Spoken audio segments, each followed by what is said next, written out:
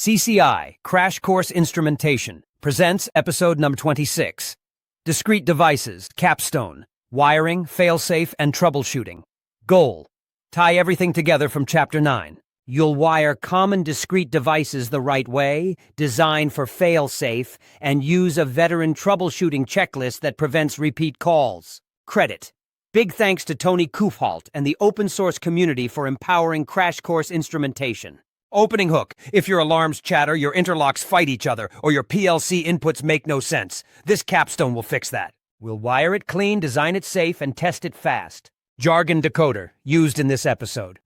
Discrete device: an on-off instrument like a switch or three-wire sensor.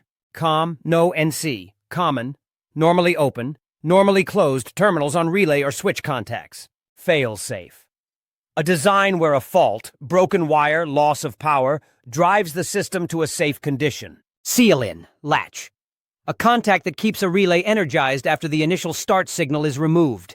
Permissive string: series conditions that must all be true before a machine may run. Debounce, input filter: a short delay that ignores tiny flickers from vibration, foam, or contact bounce. Sourcing/syncing: output style of a three-wire sensor.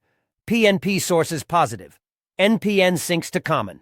Section 1. The fast wiring playbook. Identify before you land a wire.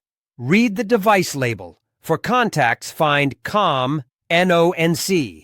For three-wire sensors, confirm PNP, NPN, and supply voltage.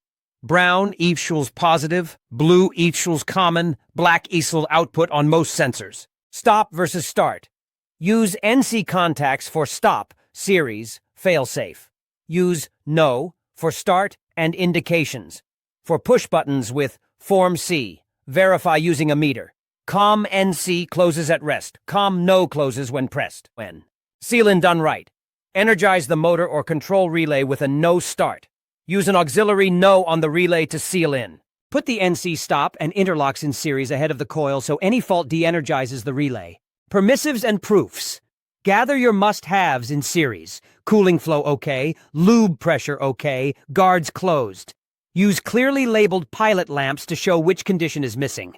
Section 2. Fail-safe logic that saves gear and people. De-energize to trip. Where feasible, design so loss of power or a broken wire removes energy from the coil and the process stops. Choose contact behavior for safety. Prefer NC behavior in critical trips so an open circuit will fault. 2 layers for high risk. For overfill or overtemperature, use a second independent switch as high. Alarm it separately and test on a schedule. Document the intent.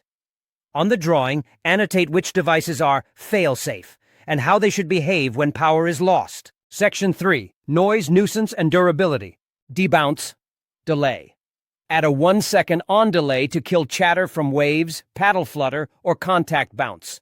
For PLCs, use the built-in input filter. Cable routing: keep sensor cables away from variable frequency drive outputs and motor leads. Use shielded cable and land the shield at one end.